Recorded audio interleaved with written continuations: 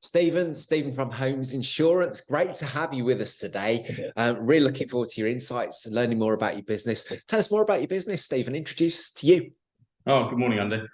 My name is Stephen Holmes. I'm the managing director of a company called Holmes Insurance Brokers. We're based in Dudley and we're a specialist commercial outfit. So we facilitate and support any kind of business. So whether you're a sole trader, SME, large national, even a PLC, we can provide you with guidance on financial products that be more suitable for your business entity. So rather than just having your one sort of product fits all, we can actually come in and help you write something bespoke to actually work and give a return on investment in the time you need it. Okay, fantastic. Thanks. Tell us more about that then. Help us understand a little bit more about what would you say makes you stand out from other businesses that do what you do? Right. Well, what helps us stand out more when compared to other businesses in our borough, or even nationally, and stuff that provide insurance services, is our approach. So our approach is pretty much a case of tailored around you. So as I said, whether you're a sole trader selling on Amazon or you're a large warehouse in the city centre, we'll come in, assess, understand, actually apply more of a pragmatic approach. So we'll sit there and look at your covers like our fact finders will cover probably about 45, 50 areas of insurance, as opposed to just coming to you teeing off a few basics like public liability, employer's liability, or your contents and stock. We'll look at your exposures in respect of environmental impacts, cyber, shareholder liabilities, stock throughput, cargo, marine and shipping. We'll sit there and assess all of it. What would be sensible to self-insure? What would be actually need to be insured and create that financial mechanism that can risk transfer? And we'll help you understand the compliance needed for your products to work as well, which is a critical point. Most brokers would come across as salesmen. We're a professional practice. If we could be, we are practitioners at the end of the day. If we could drop the name brokers, we would. Because in the day we're here to provide a service like a solicitor, an accountant, an architect, and that's how we facilitate your needs, and we do it that way. That's what makes us different. Fantastic, thank you. So tell us where the business is going, Stephen. Maybe 5 years. It might be further out. It might be a bit closer. Up to you. What are your aspirations for your business? Well, at the moment, business is doing really well. Touch wood. We're moving on leaps and bounds every single 12 months. So we're taking more territory, expanding more, providing new solutions, different offerings to clients. A lot of our success is coming from understanding our customers and actually being able to facilitate them and support them, becoming a key partner really in the way your accountant or your legal counsel would be, even like yourself, Andy, as an action coach. We're here to do that. So for our plans and aspiration in the next 5 years, we pretty much want to start looking at opening more branches so we can start delivering that solution, not just to people in Dudley, but people all over the country, whether you're in Southampton or Coventry or up north. We want to be able to give that local support to you from someone in your area that we can train and turn them into a practitioner to support you. Long-term plans outside of that, it's just more conquest, to take more of the country and really just fix our industry really and make it stronger, make it better, and restore insurance. It has a bad name. It is perceived to be unreliable by the business owners and even the consumer market, which isn't the case. Insurance is actually very viable and it's very effective when done properly. And I think all we want to do is look at the industry, think what can we do to make it better, fix that, and then get that facility out to the general businesses to help them grow their companies with that reassurance they do have that financial protection. Yeah, fantastic. Great. Look forward to seeing it. Oh, thank you. What would you say your biggest learning has been then since you've been a business owner, Stephen?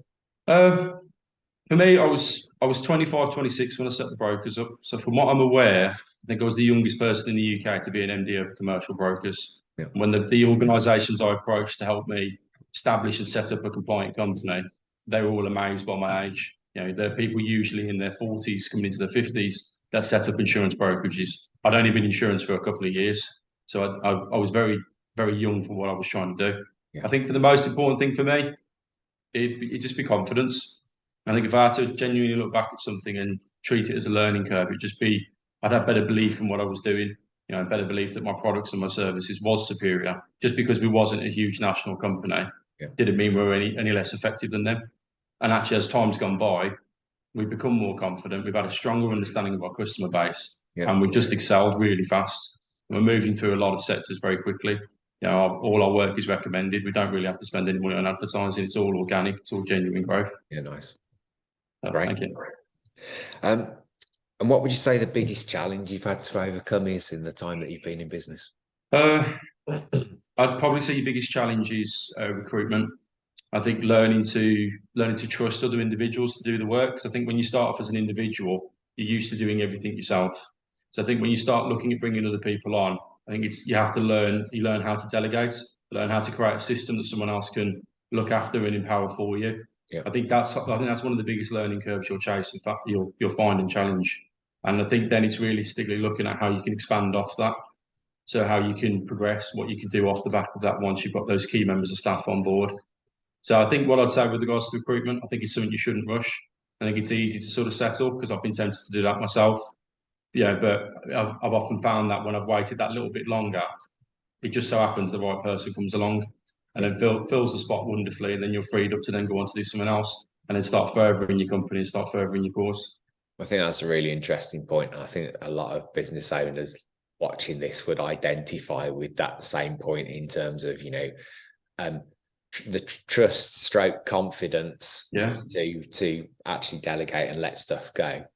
So, how have you built on that? How have you actually overcome that or started to overcome it? It's a bit of a journey, isn't it? I think, yeah, it is. I mean, it took me a while to get used to it. Yeah. I think it's like you just got to trust in the training. I think you just got to trust in the people around you. They want to do good too. They want to do excellent work too. I think it's trying to find people that have pride in their work. Yeah. I'm quite fortunate. The people that have joined my team in this business is still relatively young. We've been trading for 8 years. They've all come on board and they all want to make an impact. And it's just trust their gut. Give them the tools they need to do their job well. So then it frees you to go up and do another job well. Yeah. And I think what resonate with like a session I went to yourself. You said the same thing. Try and get people in to look after the systems. Allow you then to actually build your company. Build your vision. Execute on your prospects. Execute the services you want to facilitate for them. Yeah. I hope that makes sense of what I'm trying to say. Yeah, absolutely does. Thanks for that. So I asked this question not from the point of view of regret, from the point of view of with the new knowledge that you've gained as you've gone on your journey.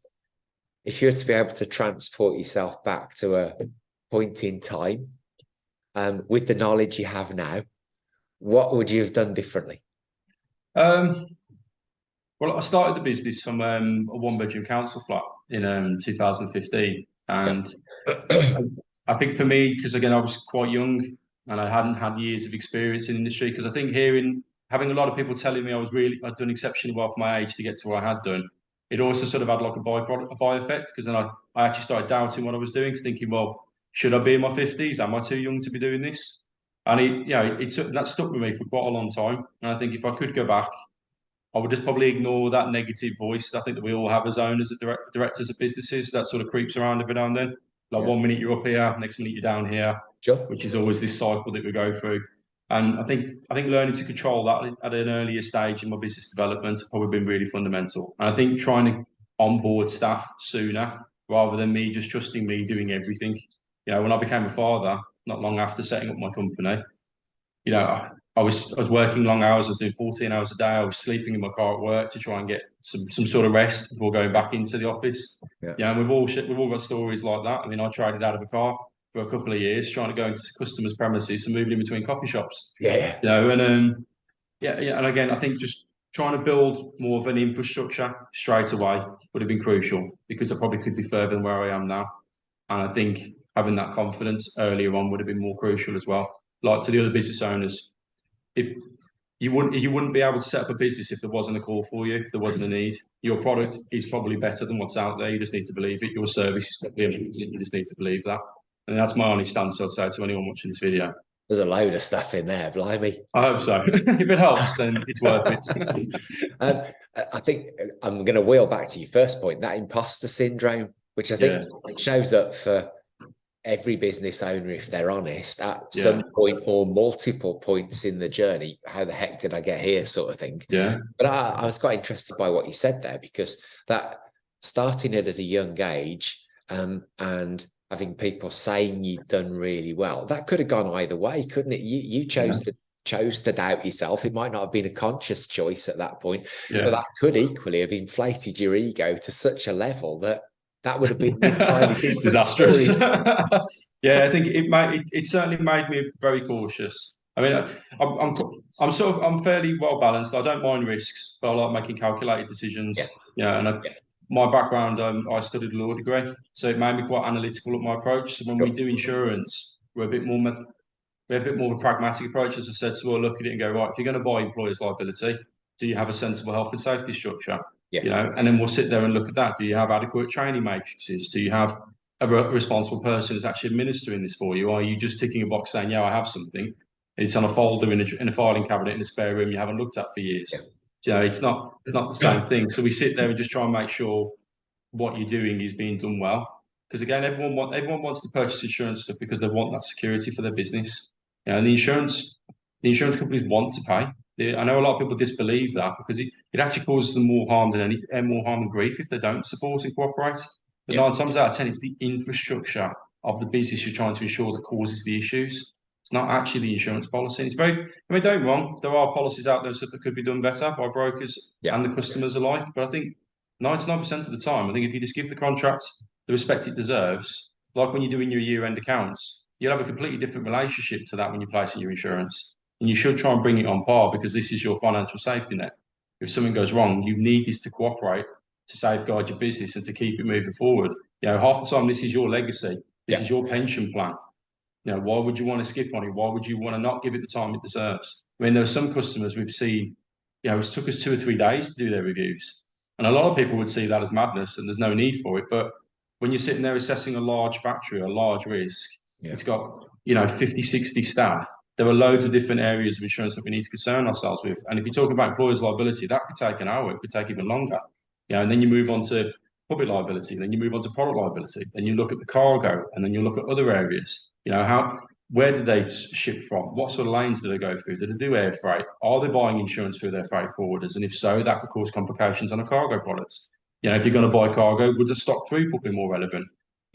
So there's a lot more to it, and I think having more of a practical approach to it and stuff has helped me a lot. And I think going back to your question, as you say, having that lack of confidence in the beginning, it may have accelerated that unintentionally. I think we are where we are for our own actions and decisions and choices. And as you said, it's never to look back and regret. You should never do that. But you are where you are because of what you've done, and you should be happy with that, regardless of where you are. Great answer. Thank you. Thank you. I hope it helps. What's the one piece of advice then? If you took all those little pearls of wisdom and some big pearls of wisdom, Stephen, if you took all of those pearls of wisdom that you've given us, what's the one piece of advice that you give to other business owners? You just had to choose one. If I had to just strap line for it, trust yourself, trust your product, trust your knowledge. You can do it, and you will be worth it one day. The ups and downs. I think forget all the articles and the things you see where people have made loads of money in a short time frame, because quick money can often be lost just as fast as you made it. You've got to trust the system, trust the process. If it takes you years, it takes you years. It is what it is. And I think just have that reassurance and stuff. You can do it, if I'm honest. I agree. If it's important enough, you'll make it work. Absolutely. Absolutely. And if it's not, you won't. Yeah, I completely agree. I think you will get there. And as you say, and it all comes down to your why. I see the insurance industry as in need of support and help. So when I do my job, I'm constantly trying to fix problems. I don't sit and receive any of my team members, any of the practitioners who work in this business as salesmen. We're not here to do that. We're here to give you technical advice, practical support, and help you actually facilitate something that your business model needs. And I think the best way to do that, as I say, is just trusting in what you're doing. Brilliant. Okay, great. So all of your details will be below this video so people can get in contact with you.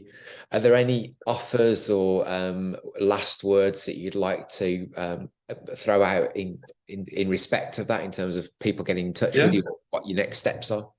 Yeah, I think as far as offers are concerned and stuff, I think if people just want a second opinion, if they just want to talk to someone without fear of being sold to, or fear of looking silly or something like that, not understanding how the insurance works, it's absolutely fine. It's just human nature. Just call us. We'll talk to anyone. We're not really bothered where you're located. If you're local or if you're national, if you just want support, that's what we're here to do. That's what Holmes Insurance is all about. It's about being the better broker, about being able to have impact and giving you back something. Brilliant. Stephen, it's been great to have you on today. Thank you for all those insights. Wish you every success with the business going forward, and can't wait to see where it goes. No, thank you. I really appreciate the opportunity, and best of luck, guys. Cheers.